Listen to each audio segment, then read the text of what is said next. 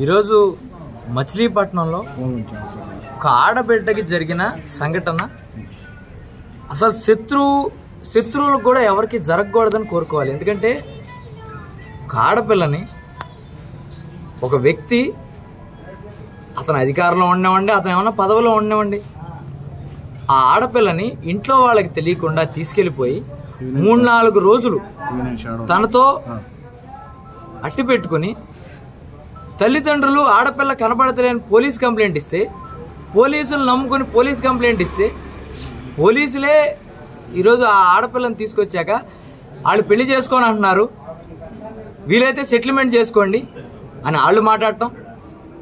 లోకల్లో ఒక మంత్రిగా ఉండి నీ అనుచరుడు తప్పు చేయొచ్చు, తప్పు చేస్తే నువ్వు ఖండించాలి.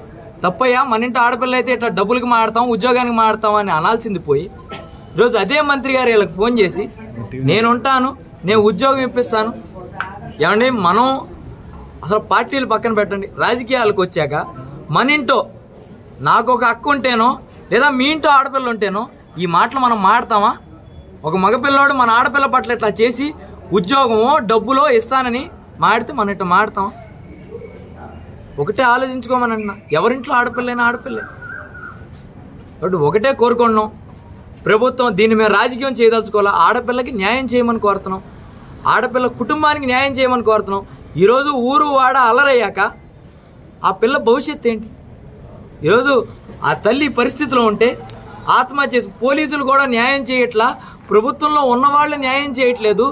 ప్రతిపక్షం వాళ్ళ దగ్గరికి వెళ్తే మా అమ్మాయి ట్రాప్ చేసిందని వాళ్ళ ఛానల్లో ఎక్కడేస్తారని పరుగు పోయిందని నేను మీ దగ్గరికి కూడా రాలేకపోయానని ఆవిడ మాట్లాడుతుంటే, ఆవిడ ఈ అఘాయిత్యానికి ఆవిడ ఆత్మహత్య చేసుకునే దాకా ఆవిడ వెళ్తే ఈ రోజు కూడా మంత్రి వచ్చి పలకరించింది.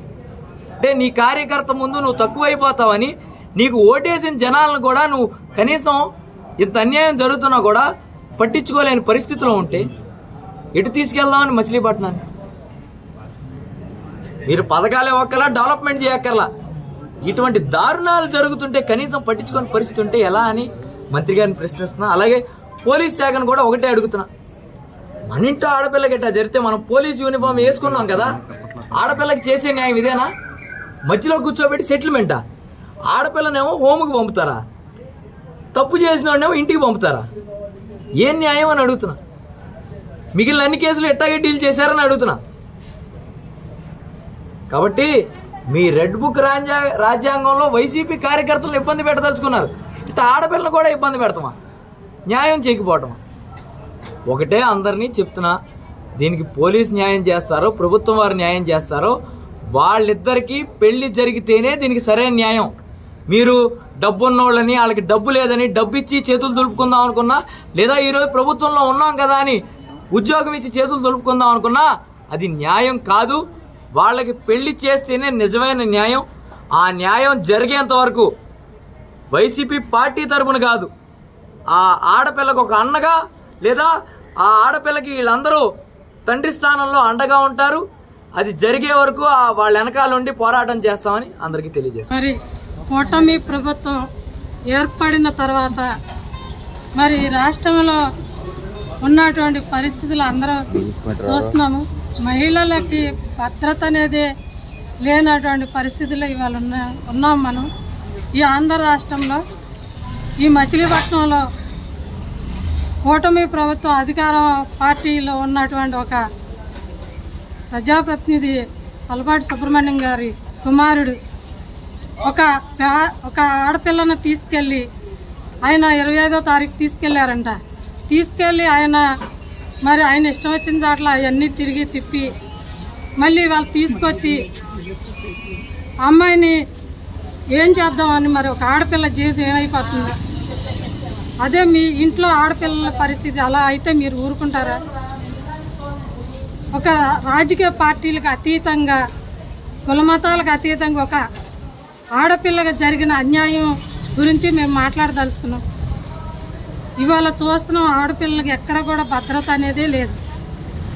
హోమ్ మినిస్టర్ గారు ఒక మహిళ అయ్యుండి కూడా ఆవిడ కూడా మహిళల పట్ల స్పందించకుండా ఇలా చేయటం ఎంతవరకు కరెక్టో మరి ఆవిడ కూడా ఆలోచన చేయాలి. మన ఇంట్లో మనకి కూడా ఉంటారు, ఆడపిల్లలు ఉంటారు, అక్క చెల్లెమ్మల తల్లి అందరూ ఉంటారు. ఇంకొక ఆడపిల్లకి అన్యాయం చేసేటప్పుడు మన ఆలోచన అనేది కొంచెం మనిషిగా పుట్టినందుకు కొంచెం జ్ఞానం అనేది మనిషిగా ఉండాలి. ఇవాళ ఆ అమ్మాయికి జరిగిన అన్యాయం మరి ఎవరికి జరగకూడదని చెప్పి బాధతోనే ఇవాళ ఇక్కడికి వచ్చి వాళ్ళ అమ్మగారు వాళ్ళకి ఎవరూ లేరు, మాకు అండలేదు, సపోర్ట్ లేదని చెప్పి మేము చచ్చిపోవడం పరిష్కారం అని చెప్పి ఆవిడ నిన్నైతే ఏండ్రం తాగటం జరిగింది. స్టేషన్ ముందే కంప్లైంట్ పెట్టినా కూడా ఎవరూ పట్టించుకోలేదంట. మరి మంత్రి గారు బలరామేంద్ర గారి దృష్టికి వెళ్తే ఆయన సెటిల్ చేసి మాట్లాడతానని చెప్తున్నారంట. ఒక ఆడపిల్ల జీవితం ఒక ఆడపిల్ల అన్ని రోజులు బయట తిరిగి వేరే ఎవరన్నా చేసుకుంటారు. అమ్మాయికి ఎంతని మనం సమాజం మరి ఆయన ఒక మంత్రి స్థాయిలో ఉండి ఆయన కూడా ఆలోచన చేయాలి.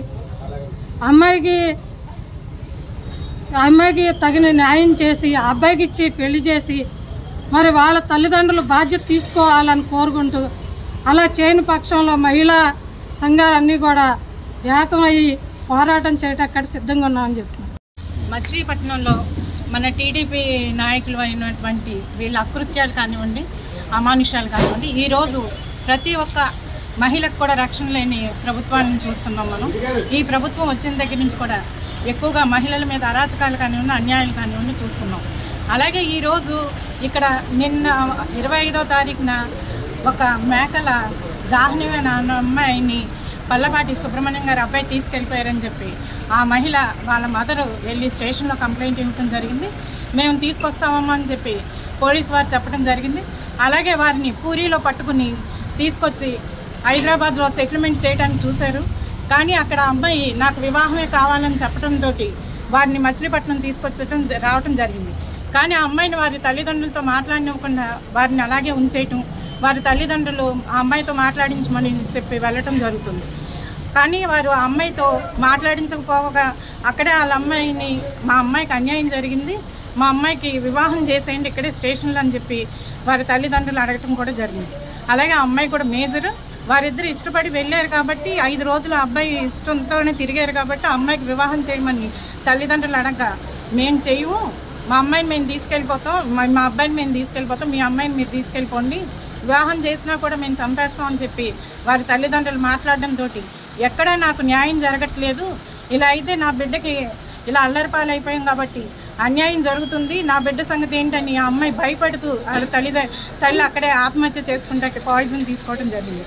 అప్పుడే పోలీసు వారు అమ్మాయిని హాస్పిటల్కి తీసుకొచ్చి జాయిన్ చేయడం జరిగింది. అంటే మేము అందరం అడుగుతున్నాం, ఒక పార్టీలకు అతీతంగా మతాలకు అతీతంగానే ఇక్కడికి వచ్చాం, ఆడపిల్లకి న్యాయం జరగటం కావాలి.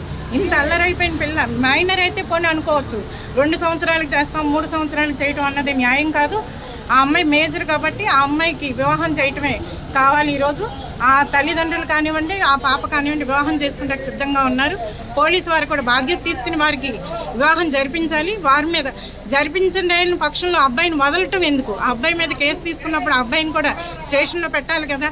ఈరోజు ఉన్న ప్రభుత్వానికి లోబడి మీరు రాజకీయాలు చేయొద్దు. ఎందుకంటే ఈరోజు అందరం కట్టకట్టుకుని ఆ అమ్మాయికి మట్టికి న్యాయం జరగకపోతే మేమందరం కూడా అమ్మాయికి సపోర్ట్గా నిలబడతామని చెప్తున్నాము. అలాగే ఈరోజు మన రాష్ట్రంలో ఒక మహిళ అయినటువంటి హోమ్ మినిస్టర్ గారు ఉండగా కూడా ఇలాంటి అకృత్యాలు జరుగుతుంటే ఆమె ఏం చేస్తున్నారు కూడా మేము ఈ సభ అడుగుతున్నాం ప్రెస్ ద్వారా.